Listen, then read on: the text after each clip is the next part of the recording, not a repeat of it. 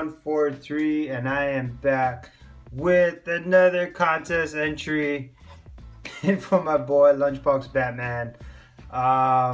100 subs, huge congratulations, well deserved. The first time I watched Lunchbox, I was like, this guy's gonna be popular real quick. This guy has his game tight comic game, knows his stuff, reads his books, and just has a passion and a genuine passion for his comics, and you can tell that, and it comes out through his videos, comes out through his personality, and I love it. It kind of helps me to get back into it.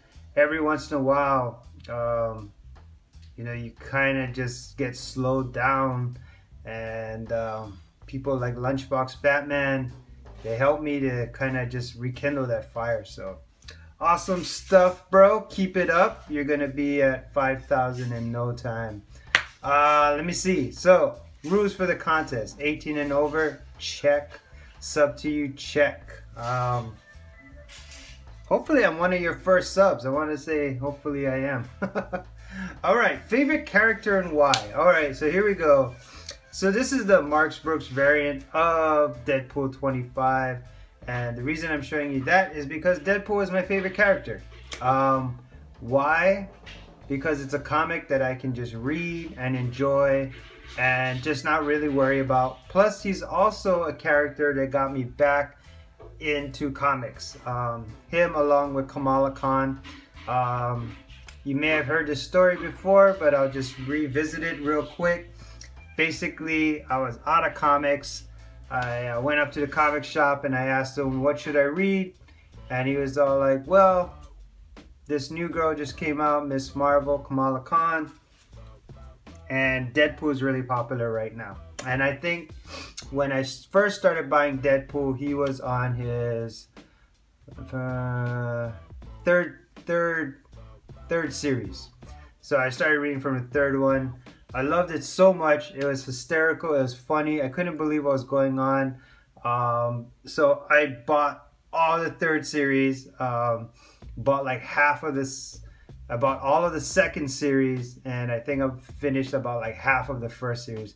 And I have not missed one Deadpool book since. Like, I have literally purchased every single Deadpool book that has come out since that time. And I've been collecting since 2014 again, ending of 2014. So so yeah, so basically pretty stoked about Deadpool. He's just funny. He's just funny. And when the movie came out, it just made it, it kind of just even relit a bigger fire for me too, for Deadpool. And he's just an awesome character. Guns, swords, swearing, killing, hysterical. Great character. Great character. One of the only things I probably like about Rob Liefeld is the fact that he created Deadpool. And you know, he's going to be a staple in the Marvel Universe for a long time. And he's very crafty too. He gets his way out of everything. So that's my favorite character. Story that affected me the most, I had to really think about that one. So that's the next question. The story affected me the most. So a part of my collecting style is trying to get books that, you know, are affiliated with movies, or, you know, have like some kind of spec part of it.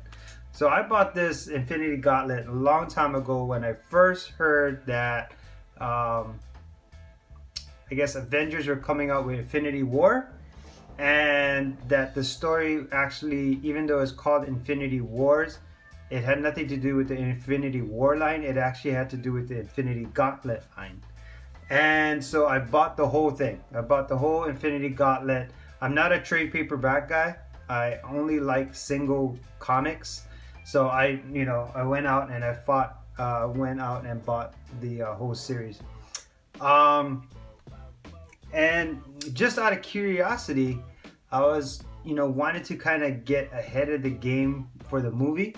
So I decided to read it. And it was actually quite a pretty good read. Like just trying to figure out what the story was about, and lo and behold, it was a love story. Like this whole Infinity Gauntlet thing was like a love story. Like he literally did everything, destroyed what, like half the universe, killed like half of the superheroes, for some reason left the good ones, and then basically did it all for love, just trying to impress Death. And that's all it was about. He was just trying to impress Death, and Death was all like, yeah, yeah, that's cool. And nothing, man. Like the guy got nothing, and huge war at the end, and it was pretty crazy. So now, you know, so based off of this book and based off of the whole, you know, just the whole Infinity Gauntlet or the Infinity Wars right now of movies, that's where I also started speculating on buying, you know, other books. So, you know, buying more Spider-Man, buying first appearance of Adam Warlock, just buying a lot of, I know they can't use a lot of the people, but, you know, buying Doctor Strange books ahead of time, and all because I read the whole, you know, Infinity Gauntlet series. Yeah, this one is actually signed by George Perez, which is super stoked. And that's actually where I got the idea for this little sketch thing that George Perez did for me. So I actually wanted him to do this, just like this, but he did it off to the side. And then instead of the Infinity Gauntlet, I had him do the Infinity Gauntlet with a shotgun. So that's actually where I got this idea from.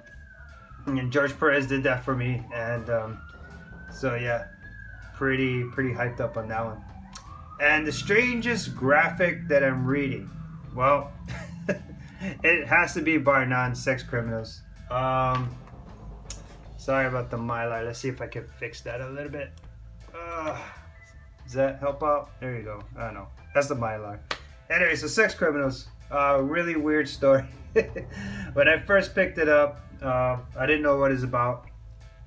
I really like independent books, and I like independent reads, and I am a huge kind of a hoarder when it comes to Image and #1 books. I'll just pick them up.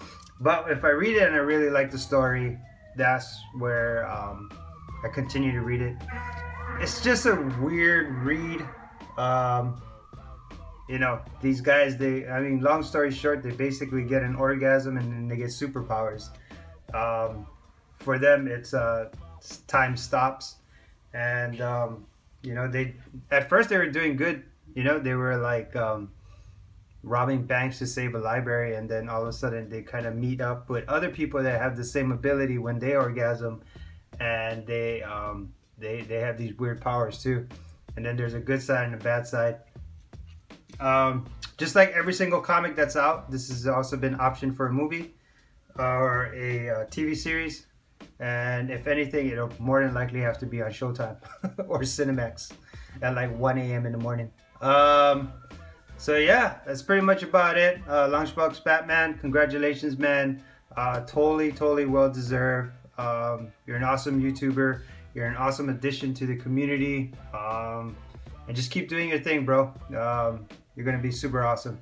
All right, guys, to the rest of the community, shoot and mahalos.